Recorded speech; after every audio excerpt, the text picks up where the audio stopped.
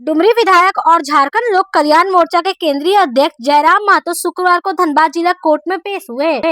यह मामला 27 नवंबर 2023 को सियाल जोरी थाना क्षेत्र स्थित वेदांता प्लांट में हुए मजदूर आंदोलन से जुड़ा है, जहां आंदोलन के दौरान झड़प हुई थी। इस झड़प के मामले में विधायक जयराम महतो को भी आरोपी बनाया गया था। मूल रूप से यह केस बोकारो सिविल कोर्ट में एडीजे 2 के समक्ष लंबित था, लेकिन सुनवाई के बाद इसे विशेष अदालत धनबाद में ट्रायल के लिए ट्रांसफर किया गया। विधायक जयराम महतो ने कोर्ट में पेशी के बाद मीडिया से कहा कि उनका इस मामले से कोई लेना देना नहीं है। उन्होंने बताया कि वे उस प्रदर्शन में शामिल नहीं थे और केवल बैनर पर उनकी तस्वीर होने के आधार पर उनका नाम केस से जोड़ा गया है। इसे उन्होंने दुर्भाग्यपूर्ण बताया। जयराम महतो ने आगे कहा कि वे न्यायालय की प्रक्रिया का सम्मान करते हैं और सच्चाई जल्द ही सामने आएगी। उन्होंने इस कार्रवाई को राजनीतिक साजिश भी करार दिया है। जोड़ी में ग्रामीणों ने वेदांता के खिलाफ एक प्रदर्शन किया था, उसी का केस था और इस केस में हम गए भी नहीं थे। और इस केस में जो विवरण है वो यह दिया गया है कि हमारी फोटो लगी थी बैनर में, उसी लिए हमको नामजद किया गया। बड़ा हास्यास्पद है। इस देश में मान के चलिए नरेंद्र मोदी जी का फोटो हर एक भारतीय जनता पार्टी के कार्यक्रमों में होता है, इसका मतलब नहीं कि सीधा एफआईआर नरेंद्र मोदी जी पे हो।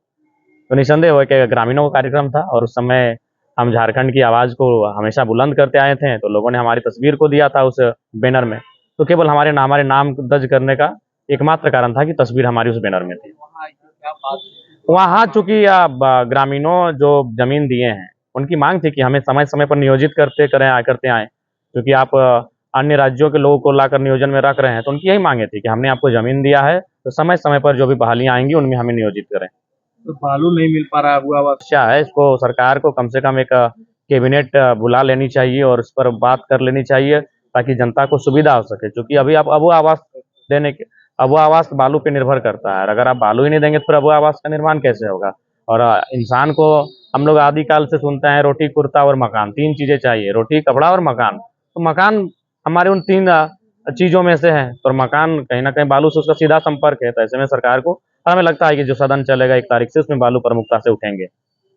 रोजगार सरकार का विषय है, एक अकेला विधायक रोजगार के लिए रिस्पॉन्सिबल नहीं हो पाएगा। वो अगर वादा भी करेगा तो उसमें वो वादे टूट जाएंगे।